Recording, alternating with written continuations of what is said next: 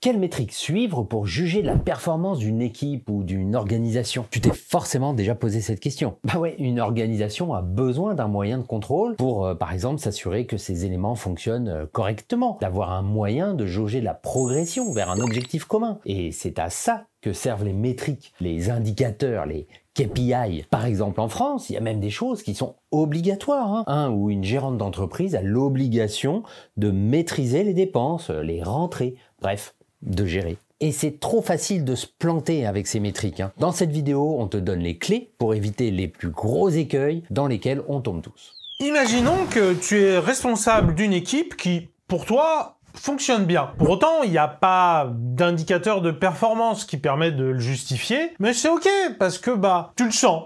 Tu le sens qu'elle fonctionne bien, cette équipe. Et puis un jour, ton directeur ou ta directrice te demande des indicateurs. Sur le coup, ça ressemble peut-être même à une lubie de reporting. Voilà, on veut des chiffres pour avoir des chiffres. En réalité, ton N+1 a sûrement lui-même aussi un N+1 qui lui demande en cascade des indicateurs et ainsi de suite, jusqu'en haut de la direction. Il faut donc bien définir des indicateurs de performance. Dans cette vidéo, on va t'expliquer les deux grands types de performance que l'on veut mesurer. On veut donc mesurer la performance. Mais quelle performance? Avant d'aller plus loin, pourquoi des métriques? Les métriques servent de moyen de contrôle de l'organisation. Ah, les contrôles fric.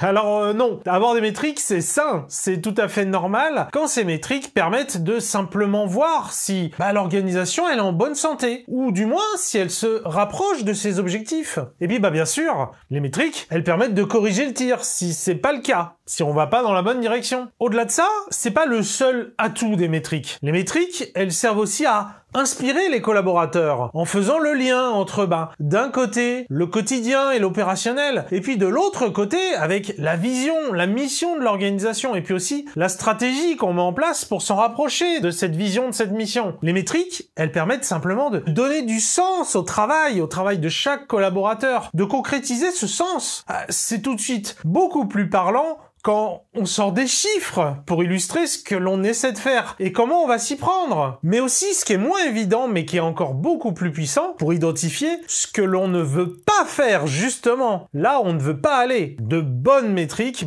elles servent de boussole pour donner de l'autonomie aux collaborateurs et aux équipes. Comment être une équipe auto-organisée ou auto-gérée si on ne sait pas dans quelle direction il faut aller? Les métriques, c'est la clé fondamentale de l'autonomie. Voici deux exemples pour illustrer cette idée au travers de deux équipes. Dans la première équipe, on ne donne pas de vision claire avec des indicateurs. Donc là, il faut qu'on livre la mise en place des gabarits, les templates. Nos collègues du support nous demandent ça depuis très longtemps. Ok. Et on doit faire quoi exactement? On avait défini un ensemble d'écrans à mettre en place, la logique derrière, une base de données pour stocker tout ça. Difficile de se projeter avec si peu d'éléments. Et du coup, c'est difficile pour l'équipe de prendre corps, de proposer des choses, de faire preuve d'initiative. Le résultat, on se met en spectateur. On écoute passivement et on exécute. Puis en plus, l'équipe, elle n'est pas en responsabilité que le besoin du client, il soit vraiment adressé. On se laisse aller. À l'inverse, dans la seconde équipe, la vision, elle est accompagnée d'indicateurs clairs. Donc là, il faut qu'on livre la mise en place des gabarits ou des templates, comme on dit. On se souvient, les gars du support estiment que ça leur ferait gagner 10 heures par semaine par personne. C'est bien, ça va être le but, et donc clairement, ça va être notre indicateur de succès. Le temps gagné en moyenne par ticket. Ok, parfait. On sait déjà ce dont ils ont besoin? On devrait peut-être démarrer une toute petite chose, et ça serait quoi? Histoire de leur faire gagner un petit peu plus de temps? Ouais, ils m'ont déjà envoyé plein de propositions. Top. Tu crois qu'on pourrait les appeler directement? Je connais bien Christiane, et elle pourrait nous montrer tout de suite comment elle s'y prend et là où ça bloque pour elle. Ça pourrait nous donner des idées et on verrait là où elle perd du temps le plus souvent. Qu'est-ce que t'en penses? C'est une bonne idée, non? Carrément. Attends, je la contacte pour voir. On a un cadre qui est clairement posé. Et là, la créativité de l'équipe, elle se libère. Et les idées, elles fusent dans tous les sens. Tout en restant focalisées sur l'impact que l'on aura pour l'utilisateur et pour l'organisation. Là, on a une équipe, rien ne peut l'arrêter, Elle est au taquet. On peut classer les indicateurs de performance en deux grandes catégories. Les indicateurs de performance métier et les indicateurs de performance opérationnelle. Les indicateurs de performance métier mesurent un réel impact pour l'organisation l'organisation, pour le métier, pour le business. Dans une entreprise qui cherche à faire de l'argent, il s'agit généralement d'indicateurs marketing, comme par exemple le nombre de ventes par période de temps ou par client, la taille du panier moyen pour un site e-commerce, le nombre de vues ou d'impressions d'un contenu ou d'une publicité, le taux de churn pour un produit avec abonnement, c'est-à-dire le taux d'utilisateurs qui ne restent pas abonnés, ou encore la lifetime value ou LTV, le chiffre d'affaires moyen que nous rapporte un utilisateur donné sur l'ensemble de son aventure avec le service, depuis son inscription jusqu'à sa résiliation. Bref, tu vois l'idée. Des indicateurs qui disent comment va le business, qui disent si on fait de l'argent ou pas, ou qu'il se passe des choses qui devraient amener à faire de l'argent. Dans le cadre d'une organisation à but non lucratif, on trouverait aussi des indicateurs de performance métier. Et quand notre but c'est par exemple de sauver des vies, c'est même encore plus important. Plus largement, quelle que soit l'organisation, un indicateur métier permet de mesurer une progression vers ce qu'on veut faire, vers la réalisation de la vision ou de la mission de l'organisation, et ce, quelle qu'elle soit. Passons maintenant aux indicateurs de performance opérationnelle. Ces derniers ne nous disent pas directement si on a de l'impact, si on se rapproche des objectifs de l'organisation. Par contre, ils nous disent dans quelle mesure on travaille bien, on est efficace par exemple, on fait un travail de qualité. Instinctivement, on se dirait que si on a de bons indicateurs de performance opérationnelle, alors on devrait être bon du point de vue de la performance métier. Et c'est pas aussi simple que ça. Pour expliquer en quoi l'un n'implique pas nécessairement l'autre, voici une phrase attribuée à Peter Drucker. Il n'y a rien de plus inutile que de faire avec efficacité quelque chose qui ne devrait pas du tout être fait. Ceci étant dit, tous les indicateurs de performance opérationnelle ne se valent pas.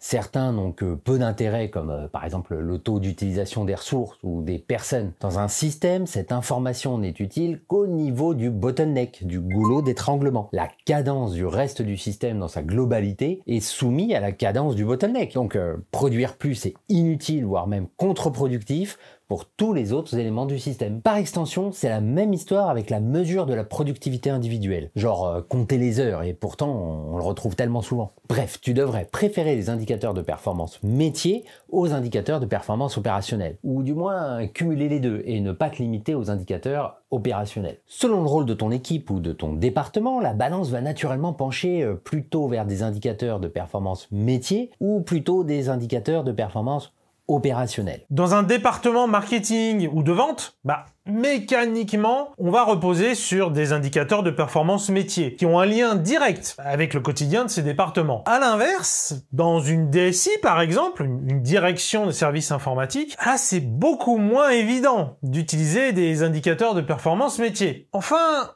ça dépend. On va nuancer ça. Dans une organisation structurée en silos de compétences, la DSI, c'est une sorte de fonction support. Elle regroupe les experts de l'informatique qui sont au service des autres départements, qui eux sont chargés de faire tourner le business. Ils génèrent de l'argent ou ils assurent le service à proprement parler. Dans ce type d'organisation, c'est difficile, voire même impossible d'utiliser des indicateurs de performance métier pour juger de la performance de cette DSI. Plus précisément, les indicateurs de performance opérationnelle de cette DSI sont les indicateurs de performance métier. Parce que le rôle de ce département, c'est d'être au service des autres départements. Donc on va vouloir se focaliser sur des indicateurs de qualité de service, comme par exemple le délai à répondre à un besoin, le taux de réponse en succès ou le taux de retravail. Quand on répond pas bien aux besoins, on doit refaire le travail. C'est quoi la fréquence d'occurrence? Ou la satisfaction client, des clients internes à l'organisation. Les autres départements qu'on sert, ce sont des clients. Et plus largement, les indicateurs qu'on veut suivre, qu'on veut surveiller, qu'on veut vérifier, c'est que on répond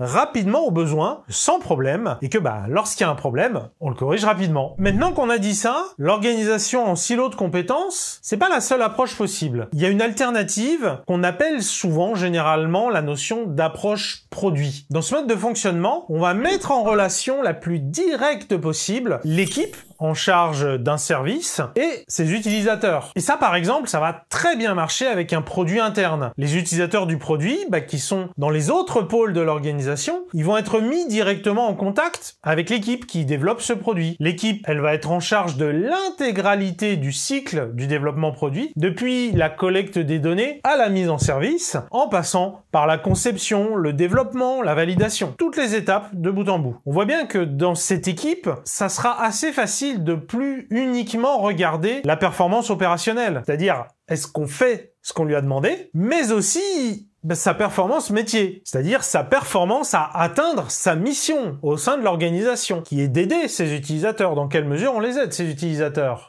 Concrètement, on va par exemple mesurer combien d'heures cette équipe, elle a fait économiser à l'ensemble de l'organisation grâce à son produit ou son service qui, justement, en s'optimisant, fait qu'on est plus efficace, qu'on met moins de temps à remplir des dossiers, par exemple. Alors là, pour l'exemple, on se focalise sur un produit interne, parce que c'est un peu plus facile, en fait, en interne. On les connaît, ces utilisateurs, ils sont à côté. Mais cette approche produit, elle fonctionne également avec des produits et des services externes. Par contre, pour y arriver, généralement, souvent, ça va nécessiter de découper un gros produit, un gros service en plus petits produits, afin que chaque équipe puisse adopter une approche produit à son niveau. Et dans ce cas, ça veut dire quoi? De découper comme ça un gros produit en plusieurs produits plus petits, pour avoir plusieurs équipes autonomes dans leur approche produit. Pour te répondre, va voir notre vidéo sur la loi de Conway. Ça te donnera les bases pour comprendre toutes les implications profondes de ce genre de découpage. Tu comprendras aussi pourquoi c'est nécessaire. Ça te permettra ensuite de découvrir des trousses à outils comme par exemple Team Topologies pour justement mettre en œuvre ce genre de découpage. Clique ici. Je te dis à la semaine prochaine. Vous êtes mes plus grands fans!